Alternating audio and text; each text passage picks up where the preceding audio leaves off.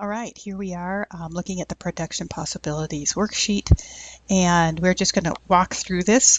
So if you are doing this along with me, just remember to pause this video as you work on it, and then again, when you are ready for the answers, play it. All right, so it says part 1, genes versus machines. Assume that an economy is using all of its economic resources to make just two products, genes and machines. Its supply of natural, human, and capital resources are limited, which means that the potential output of the two products is also limited. Given its limited resources, the economy could produce each of the production possibilities that are listed below. And we see genes, and we see machines, and there's 6 points, A through F. So the first question is, if the economy decides on alternative B, let's look for this alternative B right here, it would produce, so genes would produce 16 pairs of genes and 10 machines. If the economy switched from alternate B, right here, to alternate D, so if it went from here to here and here to here, then it would produce how many fewer pairs of genes? So it goes from 16 to 8, so 8 pairs total, fewer. And how many more machines? It goes from 10 to 24, so that's 14 more machines. So why can't the economy increase the production of machines and continue to produce the same number of genes? And that's because there's a trade-off. Because there is a trade-off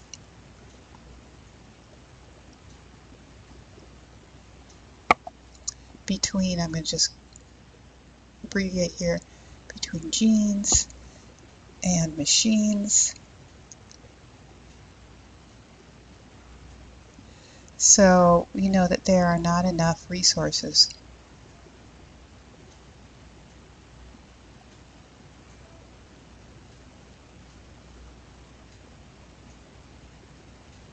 to do both.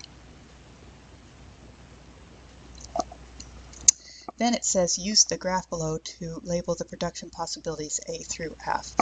So when we look at A here, we have, let's see if we can change colors here. When we look at A, we have 0 machines right here and 20 genes. So the first point will be here. Second point is 10 machines, and 16. It's about right there. All right, and we keep going until we see 30 machines. Whoa, that changed a little bit. Sorry about that. 30 machines and 0 genes. And so our curve looks a little bit like this. So your curve should look a little bit like that. All right, we're going to move on. Now we're going to go to number 5. And we're looking at the chart. And you're looking at your graph. You can get the same information from both pieces of information. So the opportunity cost of the first 10 machines that are produced is how many genes. So how many genes must be given up to move from point A to point B? Or how many genes must be given up to get the first 10 machines? And the answer is we have to give up 4 genes. All right, we go from A to B, we go from 20 genes to 16 genes to get 10 machines. So we're giving up 4 genes. So the opportunity cost of the first 4 pairs of genes is how many machines? Now, what we're saying is the opportunity cost of the first 4 pairs of genes. Opportunity cost, again, is what do you have to give up? So when we're looking at how many machines we have to give up to get our first 4 genes, we look at points F and E. And if you look at genes at point F, it's 0 genes and we get 30 machines. But to get our first 4 pairs of genes, that means we are moving from F to E, and we are starting at 30 machines. We are going to 28. So the cost in machines is 2. We have to give up 2 machines to move from point F to point E. So I want you to draw a new line on the graph above to illustrate the impact on the economy if New production technologies were developed that allowed workers to produce all goods at a faster speed. Label this line PP2. All right, so your line, and I'm going to get a different color here. Your line should be somewhere here. So again, just a fabulous, beautiful curve. There's my clock, not stopping the recording. Maybe I should. All right, now you've seen what growth looks like on the curve. Anytime you get new additional labor, land, capital, any additional or new resources, the production possibility curve can shift to the right. So here's the second part, math versus Spanish. And it says, suppose you must prepare lessons in math and Spanish, and you only have 10 hours to work. If you devote the entire time to math, you can work 50 problems. If you devote the entire time to Spanish, you can translate 25 pages. Other possibilities are shown below. And so what we see are Spanish in pages. At point A, it's 0, all the way to point E is 25. Math and numbers of problems, we can, at point A, is 50. At point E, it's 0. So the opportunity cost of the first 8 pages of Spanish, so we're looking at Spanish here, the first 8 pages right here, from 0 to 8, is how many math problems? Well, if we move from 0 to 8, but how much are we going to lose? We're going to lose 5, so 5 math problems. The opportunity cost of the first 25 math problems, moving from point E to point D, is how many pages in Spanish? Well, we're going from 25 to 20, so that's 5.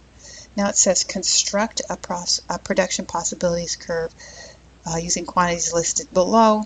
And so if we have Spanish at 0 and math at 50, we're right here.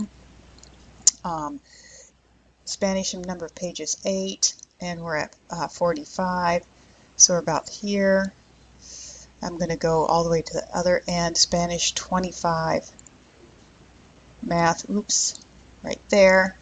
And so the curve is going to kind of go like this. It's concave to the origin. All right. So let's use that information right here. It says, suppose you've been given a gift of an electronic calculator. Your production possibilities will increase shown below.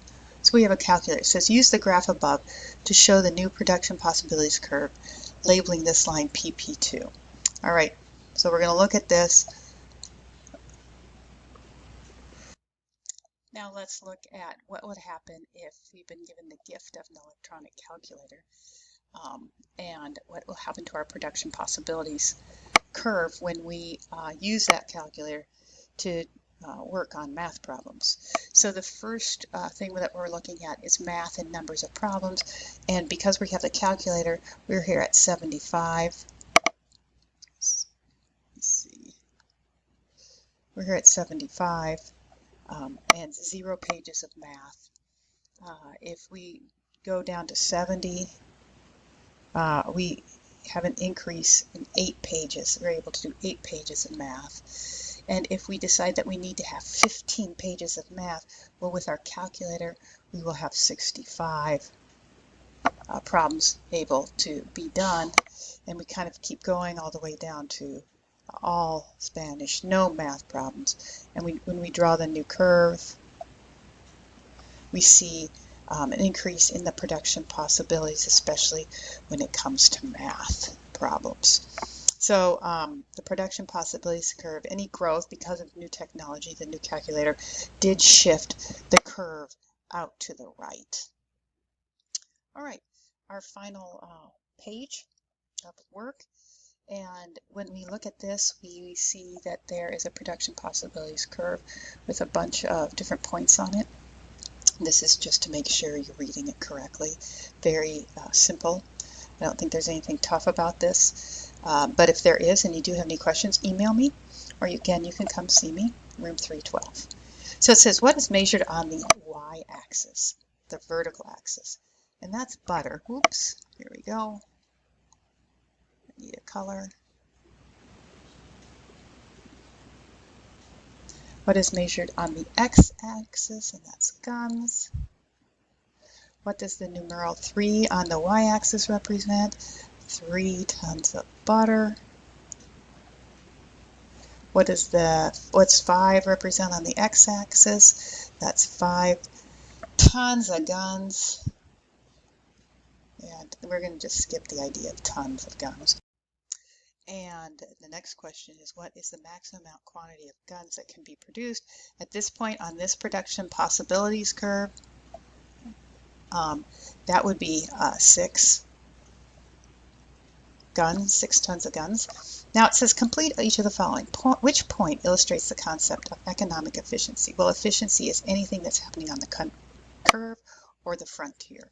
So there are 3 possible answers here. That would be A, right here, because that's on the curve, X is on the curve, B is on the curve, and C is on the curve. A, X, B, and C, and I think I said 3, I meant 4. What point illustrates the concept of underutilization? Well, that would be D, because it's not on the frontier. This is the idea of a recession. This is an idea when you are not using all of your resources completely. So that is D. And which point illustrates the concept of economic growth? Well, right now, this E, we would have to grow. That means something would have to change. We'd have to increase any of our resources to make the curve expand out this way. All right.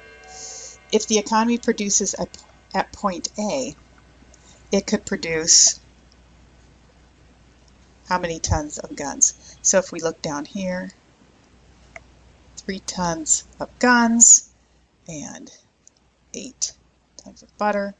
If the economy produces at point X, it's getting a little ugly here.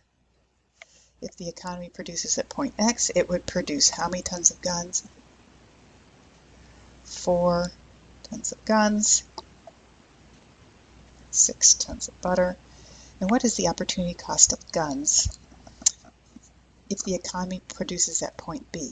So if you keep reading, it says how many tons of guns must the economy give up to get from from point C to point B?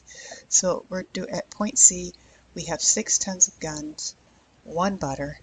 To get to point B, we will earn an additional 3 tons of butter, and we'll have to give up, the difference is 1 ton of guns. So what's our opportunity cost we're going to have to give them?